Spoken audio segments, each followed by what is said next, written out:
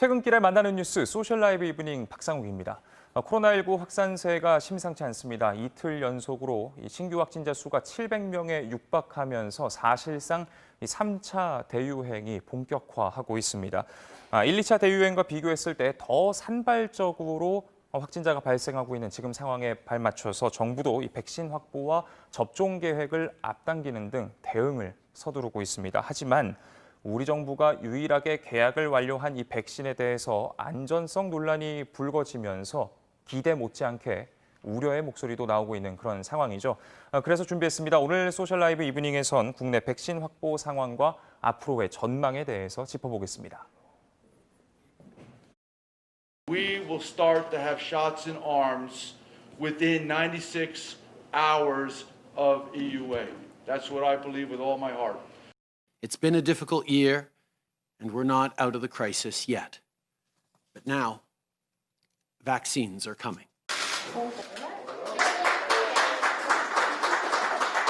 I thought it was a joke, to tell you the truth, to start with. I couldn't believe it, but I'm happy it's happened. And now I've done it, and hopefully it'll help other people to come along and do as I did, try and do the best to get rid of this terrible thing. Yes.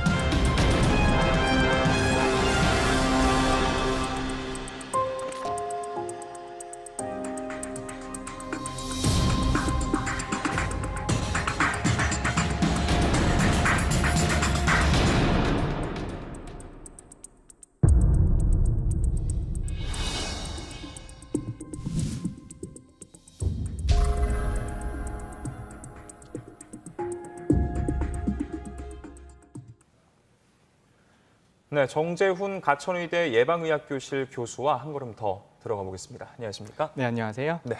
일단 오늘 신규 확진자 수가 이제 682명이니까 어제 오늘 계속해서 700명에 육박한 그런 상황입니다. 어떻게 보시는지요? 방송이나 뉴스를 자주 보시는 분들이 이번 주가 계속 위기다라는 말씀을 정말 1년 동안 들어오셨을 거예요. 예. 네, 그럼에도 불구하고 이번 주가 가장 위기고요. 지금 1차 유행이나 2차 유행 저희가 두 개의 유행을 구별을 하고 지금은 3차 유행이라고 표현을 하는데 과거에 1차 유행과 2차 유행은 방역 조치가 강화가 되고 나면 일주일 정도 지나고 나면 확진자 숫자가 감소했거든요. 네. 근데 지금 3차 유행은 저희가 500명 이상의 확진자가 발생한 지가 거의 10일 정도 됐습니다. 그리고 방역 조치가 강화가 된 지 3일 정도 됐고요. 그럼에도 불구하고 큰 반응이 없다는 게 더 큰 위험이라고 생각합니다. 네. 참 뭐랄까요? 그렇다면은 이게 어려운 질문입니다만은 확진자가 정점에 신규 확진자 수가 정점이다. 혹은 앞으로 더 오를 것이다. 어떤 쪽에 더 무게를 둬야 될까요? 이거는 방역 조치랑 좀 연관지어서 생각해 볼 필요가 있는데요. 우리가 경험상으로 지금 사회적 거리두기 단계가 1단계부터 3단계 사이고 그다음에 0.5단계를 포함을 하면 총 5가지 단계가 있잖아요. 그런데 우리가 1단계랑 1.5단계랑 2단계까지는 확진자 숫자가 거의 점점 증가한다는 걸 이제 알게 되었습니다. 그런데 지금은 사회적 거리두기 단계가 2.5단계로 갔는데요. 그때부터는 늘지 않고 어느 정도 유지는 되고 있거든요. 그래서 지금의 방역 조치나 이제 여러 가지 역학조사나 그런 것들이 잘 이루어진다면 최소한 늘어나지는 않을 것이라는 생각은 할 수 있는데 문제는 우리가 이 2.5단계라는 방역 조치가 굉장히 힘든 조치잖아요. 근데 이 조치를 언제까지 이어갈 수 있냐, 그리고 이 조치가 끝났을 때 과연 환자가 줄어들 것이냐, 그런 거에 대해서는 조금 더 관찰이 필요하겠습니다. 그렇다면 혹시 지켜보시기에 1차 대유행과 2차 대유행 때하고 지금하고 좀 상황이 다른 모습들이 있을까요? 첫 번째는요. 1차 유행은 우리가 제일 처음 겪은 유행이니까 확진자 숫자가 해외에서 유입되는 3명, 4명, 하루에 3명, 4명씩 시작한 상태가 1차 대유행이었고요. 1차 대유행이 끝나고 나서 2차 유행 같은 경우에는 지역 발생 환자 수가 30명 정도에서 시작을 했습니다. 그런데 지금 이제 시작되는 3차 유행 같은 경우에는 기본적으로 100명 단위의 지역 발생 숫자가 있는 상태에서 유행이 시작됐거든요. 그러니까 유행 자체가 훨씬 더 크다는 거죠. 그리고 두 번째 문제는 1차 유행과 2차 유행은 우리가 역학조사나 방역을 시행을 해야 되는 중점되는 집단이 있었습니다. 지역이 있었고요. 네. 대구나 서울이나 아니면 이태원 같은 그런 지역이 있어서 거기를 중점적으로 방역 조치를 하면 됐는데 지금 3차 유행 같은 경우에는 그런 걸 우리가 클러스터라고 부르거든요. 네네. 그런데 특정한 클러스터가 존재하는 게 아니고 여기저기서 산발적으로 유행을 하기 때문에 오히려 방역에 있어서는 더 큰 부담을 주는 거죠. 그리고 마지막으로는 1차 유행과 2차 유행은 조금 더 연령이 있으신 분들을 대상으로 유행을 했고요. 지금은 20대, 30대 확진자가 상당히 많습니다. 그런데 20대, 30대 확진자 같은 경우에는 사회적인 활동량이 워낙 많기 때문에 더 많은 감염이 있을 수도 있고, 그리고 젊은 분들은 아무래도 걸리면 무증상 또는 경증일 가능성이 많으시거든요. 예. 그러면 확진자가 숨겨져 있을 가능성도 있다는 거죠.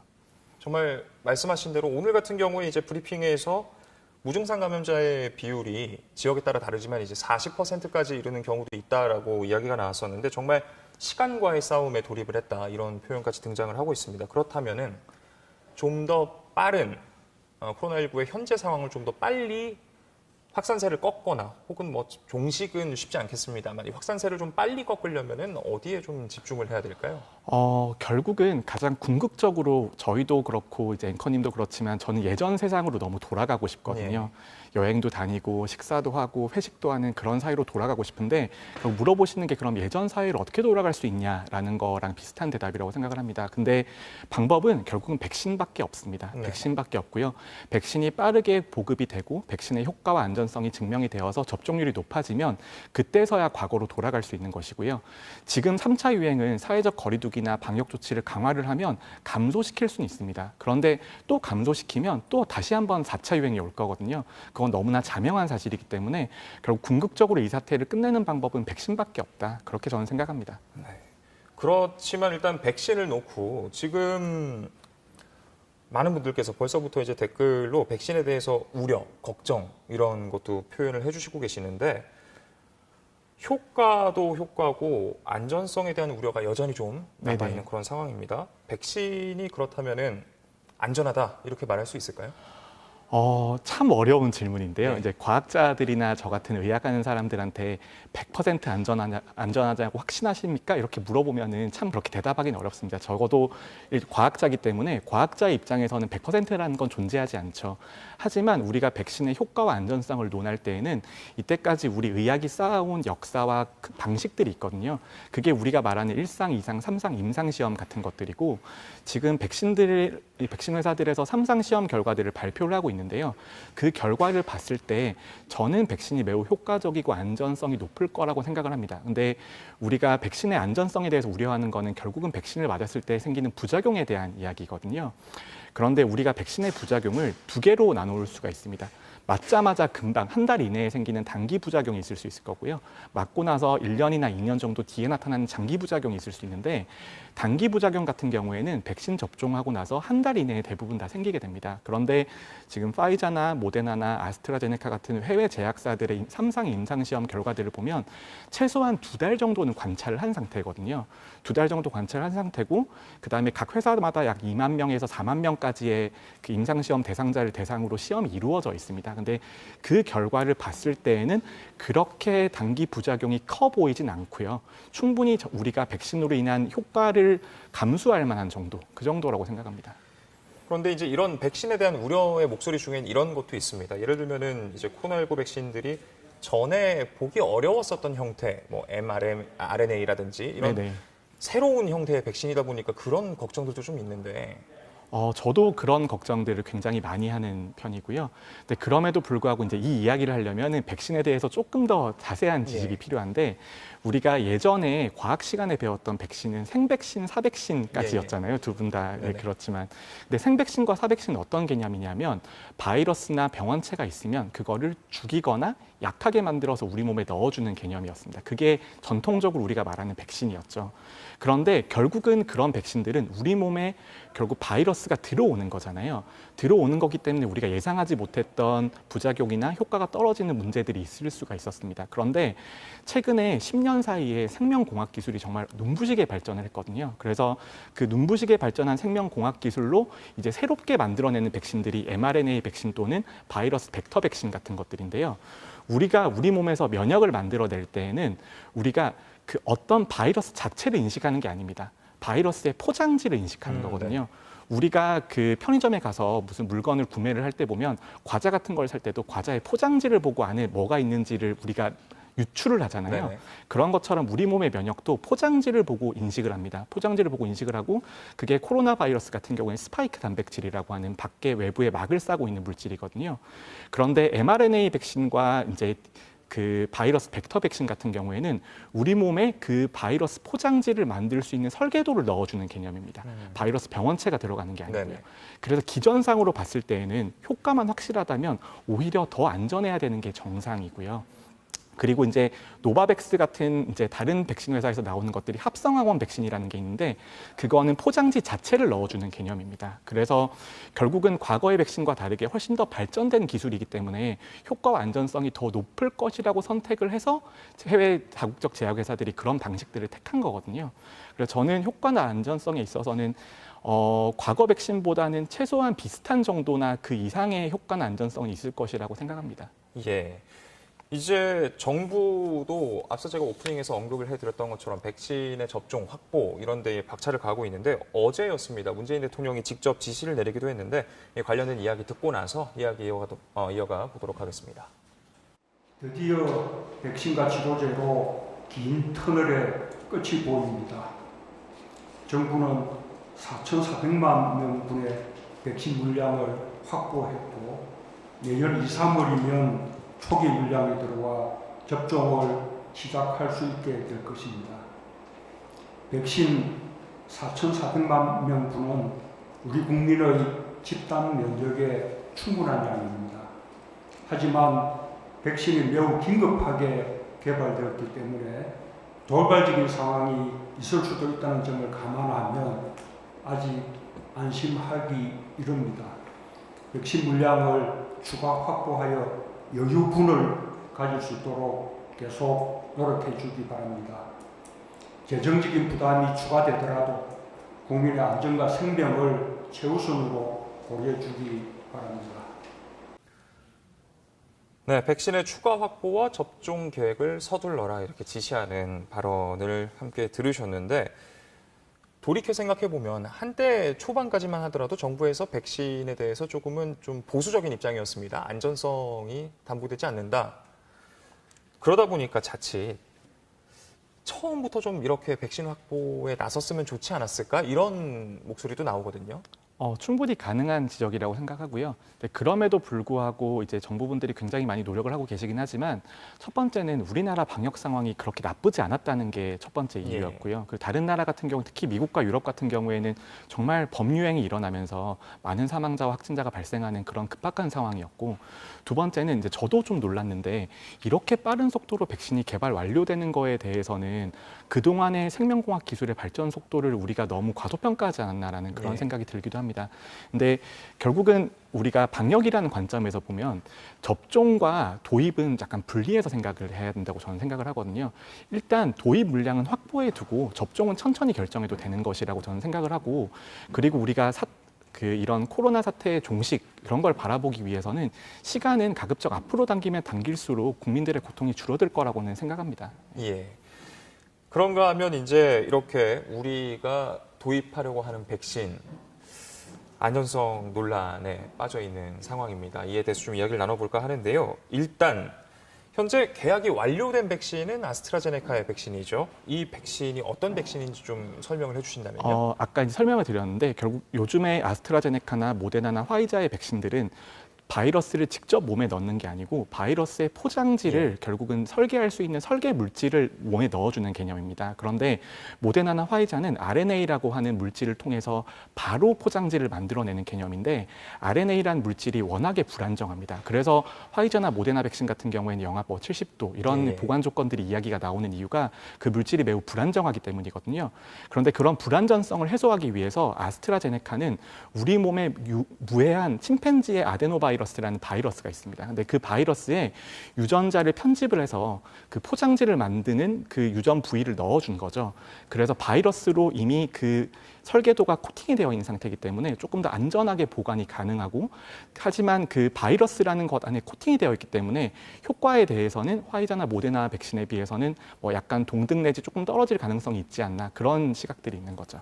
그런데 이제 아스트라제네카 같은 경우에는 최근에 뉴욕타임스에서의 보도로 인해서 좀 FDA한테 신뢰를 잃었다. 이거 무슨 일이 있는 거 아닌가? 이렇게 걱정하시는데 어떤 이유에서 이런 이야기가 나온 건가요? 결국은 이 백신 업계라는 것도 경쟁이 굉장히 치열하거든요. 예. 그래서 화이자나 모데나에서 95%의 효능을 보인다라는 발표를 하게 되고, 거기에 따라서 아스트라제네카가 이제 자신의 3상 임상시험 결과를 발표를 하게 됐는데요. 여기서 문제가 있었습니다. 그래서 그 아스트라제네카의 그 발표 결과를 보면 효과가 70에서 90%라는 말을 쓰고 있는데요. 네. 어떤 그룹은 70%의 효능을 보였고 어떤 그룹은 90%의 효능만 보였다는 겁니다. 그런데 그 90%의 효능을 보인 군을 들여다보니까 문제가 있었는데, 원래는 똑같은 분량을 2번 맞아야 되는데 그 임상시험에서의 약간 일종의 실수로 예. 첫 번째 분량은 반만 맞았다는 거죠. 반만 맞고 두 번째는 완전히 1회분의 분량을 맞은 건데, 오히려 그 집단에서 효과가 더 좋았다고 발표가 나갔습니다. 그런데 그 발표 같은 경우에는 우연에 의해서 얻어진 산물이잖아요. 그래서 왜 그런 실수가 있었고, 그다음에 그 실수에 대한 해석을 해야 됩니다. 예. 그러니까 왜 이런 현상이 일어나는지에 대해서 충분한 설명이 있어야 되는데, 왜 반만 넣었는데 네. 효과가 더 좋았는지. 네, 효과가 더 좋았는지, 그런 거에 대한 설명이 좀 필요한 상태이기 때문에 승인이 좀 늦어지고 있는 거라고 봐야겠죠. 그렇다면은 이런 부분들에 대해서 아스트라제네카가 신속하게 해명을 하거나 설명을 하지 못한다면 국내 도입 일정도 차질이 생기게 되는 건가요? 결국은 허가, 도입, 접종은 분리해서 생각을 해야 되는데요. 예, 예. 결국은 허가 전에도 도입을 해서 물량을 들여올 수는 있는 거고요. 아, 예. 근데 결국 허가가 나야 접종이 시작할 수 있는 건데, 제 생각에는 아스트라제네카에서 3상 임상시험에 대한 충분한 소명을 제공을 한다면 뭐 늦어도 내년 뭐 1월이나 2월 정도엔 한번 평가가 가능할 것 같고요. 평가가 되면 이제 미국이나 영국에서 먼저 승인이 나게 될 겁니다. 그런데 결국은 우리 정부가 발표한 것은 해외 접종 결과를 통해서 효과와 안전성을 확인한 다음에 우리나라도 접종을 시작하겠다는 게 기본 자세잖아요. 네네. 그래서 그런 거를 보면 미국과 영국에서도 아스트라제네카 백신의 접종이 시작이 되고 나서 우리가 접종을 해야 되니까 최악의 경우에는 조금 일정이 늦어질 수도 있을 것 같습니다. 예. 이제 아무래도 아스트라제네카에만 너무 의존하는 거 아니냐, 이런 우려의 목소리가 나오다 보니까 이제 정부가 화이자, 얀센, 모더나하고도 합의를 통해서 물량을 확보했다, 이렇게 이야기를 하고 있습니다. 그런데 또 한편에서는 이거는 확보를 한 게 아니라 그냥 장바구니에 담아둔 것에 불과하다, 이런 이야기도 뭐 재입고 알림 이런 게 나오더라고요. 뭐 네. 그렇게 표현하시는 분도 계셨었죠. 네. 그렇다면은 지금 이게 실질적으로 확보가 대책을 내놓은 거다라고 볼 수 있는 걸까요? 근데 일단 법적 구속력이 있기 때문에 당연히 어느 정도 확보는 됐다고 봐야 되고요. 예, 예. 근데 그럼에도 불구하고 가장 중요한 건 정말 실질적으로 우리가 언제 맞을 수 있냐가 가장 중요한 거 아니겠습니까? 네네. 지금 파이자 백신 같은 경우에는 영국에선 접종을 시작을 했고 벌써 3개 나라에서 승인이 떨어져서 이제 접종이 시작할 텐데, 그럼 우리가 파이자나 모데나 같은 mRNA 계열 백신들의 도입이 너무 늦어져서 다른 나라는 이미 접종이 완료가 됐는데 그때부터 우리나라가 접종을 시작하게 되면은 결국은 경제적인 활동의 재개가 그 시점 자체가 어느 정도 늦어지는 거기 때문에 최대한 도입과 확보 시기를 좀 앞당겨야 될 필요성은 당연히 있습니다. 예. 많은 분들께서 의견과 질문 보내주고 계시는데요. 질문 한 가지 보고 가겠습니다. 유튜브에서 아이디 인생은 팽수처럼님께서 약물 알레르기가 있는 사람들은 백신 주사 안전할까요? 라는 질문 주셨는데, 실제로 지금 화이자에서 이 부작용으로 인해서 영국에선 뭐 일부 사람들은 네네. 접종하지 말아라, 이런 상황이죠. 네, 굉장히 정말 좋은 질문을 해주셨는데요. 결국은 백신도 일종의 약물이고 우리 몸의 입장에서는 외부의 물질이거든요. 그래서 우리가 아나필락시스라고 하는 그런 반응들이 있는데, 우리가 음식이라든지 약물이라든지 백신 같은 외부의 물질이 몸에 들어오면 거기에 대해서 급격하게 반응을 하는 사람들이 있습니다. 그런 사람들이 어느 정도 있는 상태인데, 우리가 파이자나 이런 다른 제약회사들의 임상시험을 할 때 3상 임상시험이라고 하더라도 과거에 그런 심각한 알레르기가 있었던 사람들에 대해서는 임상시험에서 제외하고 접종을 합니다. 예. 제외하고 접종을 하는데 영국에서는 이제 실제 이제 현실 세계에서 접종을 하기 때문에 그런 과거에 심각한 알레르기가 있었던 사람들에 대해서 접종이 시작이 됐는데 지금 영국에서 보고된 부작용 같은 경우에는 아나필락시스까지는 아니고요. 아나필락시스와 유사한 정도의 형태가 나타났고 충분히 이제 잘 주의 깊게 관찰을 하면 회복이 가능한 정도의 수준이고 그리고 그 두 분 같은 경우에는 과거에 아나필락시스가 있었다는 과거력이 확인이 된 상태입니다. 그래서 영국 정부 같은 경우에는 알레르기에 과거력이 있는 사람들에 대해서는 접종을 주의하라라는 권고를 내려둔 상태인데 우리나라도 마찬가지입니다. 독감 백신이나 다른 백신도 그 접종을 하러 가셔서 설명문을 읽어보시면 거기에 알레르기가 있었던 사람들에 대해서는 따로 평가를 하고 접종을 보류하거나 그렇게 되어 있거든요. 그래서 그런 것들은 어느 정도의 예상 범주 안에 있는 일이고 저희가 프로토콜에 대해서 조금 더 자세히 정비를 하면 가능한 거고요. 그리고 이런 이유로 백신을 못 맞는 분들이 분명히 존재하실 겁니다. 근데 그런 분들을 위해서 다른 분들이 백신을 맞아주셔야 되는 거죠. 다른 분들이 백신을 맞아주시면서 집단 면역을 형성하면서 부득이한 이유로 백신을 접종하지 못하는 사람들도 보호해 줄 수 있는 그런 게 필요합니다. 자, 그렇다면은 이제 다시 이 백신의 확보, 도입 부분으로 돌아와서요. 최대한 어떻게 보면은 다양한 제약사들의 백신을 다량으로 확보하는 게 어떻게 보면 안전성 측면에선 운용하는 측면에서는 가장 최상일 것 같은데 앞으로 어떻게 보면 우리나라가 실질적으로 할 수 있는 전략이 있다면 어떤 것을 추천할 수 있을까요? 지금은 이제 4개 또는 5개 회사의 백신이 도입될 예정인데요. 그런데 아직까지는 이 다 신기술이고 개발이 완료가 됐다고 보긴 좀 어려운 상태이기 때문에 그 도입하고 나서도 몇 개 회사들에서 예상하지 못한 문제가 생길 수도 있습니다. 하다못해 운송하다가 거기서 문제가 생길 수도 있는 것이잖아요.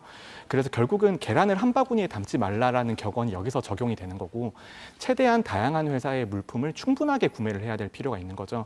지금은 뭐 4,400만 명 정도의 분량을 확보했다고 되어 있지만 만약에 우리가 가장 많은 물량을 확보하고 있는 백신 회사들에게 문제가 생긴다면 전체 물량의 3분의 1 정도가 없어지는 셈이 되거든요. 그러면 전체의 접종 전략도 차질이 빚어지기 때문에 가급적이면 그런 최악의 상황도 가정을 해서 조금 더 넉넉하고 여유 있게 보급을 그러니까 확보를 할 필요가 있다고 생각합니다. 우리나라가 그럴 여력은 충분히 된다고 생각하고요. 이렇게 도입까지 이야기를 해봤고요. 그렇다면 앞으로의 접종에 대해서 좀 이야기를 해볼 텐데 일단 한 번에 정부에서 일단 전 국민의 무료 접종을 하겠다라고 밝히긴 했습니다만 한 번에 전 국민이 맞을 분량은 분명 확보가 어려울 것이고 그렇다면은 어쩔 수 없이 우선순위라는 것을 매겨야 할 텐데 어떻게 정하는 것이 합리적일까요?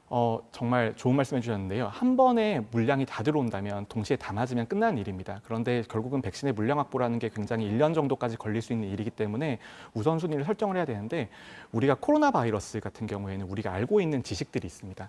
젊은 사람들은 무증상 또는 경증이지만 나이가 드신 분들에게는 치명률이 점점 높아져서 80대가 넘어가면 굉장히 높은 치명률을 보인다라는 건데 우리가 백신의 효과를 두 가지로 본다면 하나는 직접적으로 그 병에 걸리는 걸 막아서 중증 또는 사망을 예방하는 효과가 있고 두 번째로는 집단 면역을 통해서 종식하는 효과가 있는데 두 개 중에 어디를 선택할 거냐는 겁니다. 그런데 우리가 한 번에 집단 면역을 형성할 만큼의 도입 분량은 없기 때문에 사망을 최소화할 수 있는 집단들에게 먼저 접종해 주는 게 맞다는 거죠. 결국은 노인이나 아니면 요양병원에 계시거나 아니면 기저질환이 있는 분들 위주로 접종을 하고 그리고 이제 실제로 코로나 환자나 선별진료에 종사하는 분 같은 경우에는 코로나 바이러스에 노출이 돼 있는 분들이기 때문에 그분들에 대해서는 접종을 먼저 해야겠죠. 그리고 지금 현재 임상시험 결과 같은 경우에는 청소년이나 영유아에 대해서는 임상시험 결과가 나와 있지 않습니다. 그래서 그런 청소년이나 영유아에 대해서는 그런 안정적인 결과가 나올 때까지는 어느 정도 미뤄둘 필요도 있다고 생각합니다. 많은 분들께서 계속해서 의견과 질문 보내주고 계시는데 살펴보고 가보도록 하겠습니다. 유튜브에서 아이디 쭌쭈닝님, 백신을 맞아야 할지 말아야 할지 고민이네요. 워낙 부작용이 많아가지고요. 유유. 김경모님, 코로나 백신 맞아도 괜찮을까요? 백신 부작용 때문에 불안해서 못하겠네요. 대책이 시급합니다. 초인 디스펜서님, 백신은 100% 믿을 게 못 된다. 또 이제 크라이시스 9064님, 근데 걸려서 심각한 상황이 오느니 맞는 게 상책인 듯 유럽 잘 맞고 있고 미국도 곧 맞을 거니까 맞으세요. 네이버 TV에서 강주원님, 백신도 백신 나름일 뿐 마스크 잘 쓰는 습관이 우선시되어야 한다는 생각이 듭니다. 많은 의견들도 있었습니다. 사실 백신이 개발이 되고 물량이 공급이 되고 접종을 하고 그런 것도 중요하지만 실질적으로 시민들이 얼마나 이 접종에 자발적으로 적극적으로 참여하느냐도 관건일 것 같습니다. 이제 이번에 독감 백신 포비아처럼 접종률 자체가 떨어진다면 원래 우리가 기대하던 효과를 못 볼 수도 있는 거 아닙니까? 정말 제가 요즘에 방송 출연이나 설명을 열심히 드리려고 노력한 이유가 바로 여기에 있습니다. 우리가 90%짜리 효과를 보이는 백신을 개발한다고 하더라도 전 국민이 절반만 맞게 되면 45%의 효과만 보이게 되는 겁니다. 궁극적으로는. 그래서 우리가 코로나 이전 시대로 돌아가기 위해서는 결국 여러 가지를 다 고려해 봤을 때 백신 접종이 가장 효율적인 방법인데 그러면은 집단 면역을 형성하기 때까지의 충분한 만큼의 백신 접종률을 얼마만큼 유지할 수 있냐. 그게 정말 난제이고요. 가장 중요한 것은 이제 먼저 국민들께서 백신의 효과와 안전성에 대해서 믿을 수 있으셔야 되잖아요. 그래서 저 같은 전문가라든지 아니면 이제 언론들에서 최대한 많은 정보를 신뢰성 있게 전달해 주는 게 무엇보다 중요하다고 생각합니다. 이번에 독감 백신 이후에 이제 사망 사례 같은 경우에도 너무나 자극적이거나 경쟁적인 보도로 인해서 위기가 조금 더 과장된 측면도 있고요. 거기에 있어서는 이제 믿고 신뢰할 수 있는 커뮤니케이션을 할 수 있는 사람들이 가장 필요한 것 같습니다. 그래서 좀 국민들이 안심하고 믿고 접종하실 수 있게 하는 거고요. 저도 개인적으로 저는 근거 중심 기반해서 이제 연구를 하는 사람인데 저는 백신이 나오면 저는 맞을 것 같습니다. 저는 맞을 것 같고 저희 가족들에게도 추천을 할 것 같고요. 그리고 저희 할머니, 할아버지 다 접종을 권유드릴 것 같습니다. 예. 그런가 하면 이런 질문도 있었습니다. 인생은 펭수처럼님. 임산부분들도 백신 주사 맞아도 될까요? 이제 미국 식약청 같은 데에서 이제 정보들이 올라옵니다. 그래서 현재까지 증명되어 있는 효과가 있고요. 그다음에 현재까지 맞아도 되는 대상들이 있고요. 추가적인 연구가 필요한 집단들이 있는데요. 말씀하신 것처럼 임산부, 영유아, 청소년, 그리고 면역이 매우 저하되어 있는 분들에 대해서는 추가적인 평가가 필요한 상태이고 지금까지는 뭐라고 대답드리기는 굉장히 어렵습니다. 예. 정말 많은 분들께서 궁금해하시는 것 같습니다. 이제 임산부에 이어서 네네. 당뇨 있는 분은 괜찮을까요? 이런 질문도 있었거든요. 오히려 지금 그 임상시험 결과들을 보면 당뇨 있는 분들이 상당히 많이 포함이 되어 있습니다. 근데 연구 결과를 보면 당뇨 있으신 분들이 코로나에 걸리면 더 쉽게 걸리시고 더 중하게 걸리시거든요. 그래서 당뇨나 고혈압이나 이런 그 만성 질환을 가지고 있는 분들은 오히려 접종을 꼭 하셔야 됩니다. 그게 더 안전한 방법이죠. 예, 알겠습니다. 현재 시각 오후 6시 17분 지나고 있습니다. 소셜 라이브 이브닝 어느덧 마무리해야 할 시간이 다가오는데요. 교수님께서 앞서서 언론에 책임 있는 그런 역할 강조를 해주셨다 보니까 좀 책임감이랄까 어깨가 무거워지는 그런 부분인 것 같습니다. 아닙니다. 이게 참 정말 심각한 문제다 보니까 저희도 굉장히 신중하게 불필요한 포비아를 양산하지 않고 모든 분들께서 적극적으로 이렇게 백신 접종에 참여하실 수 있도록 모쪼록 도움이 되는 역할을 하면 좋지 않을까 하는 생각 가져보면서 오늘 방송 마무리를 해보도록 하겠습니다. 지금까지 정재훈 교수와 이야기 나눴습니다. 오늘 말씀 고맙습니다. 네, 감사합니다.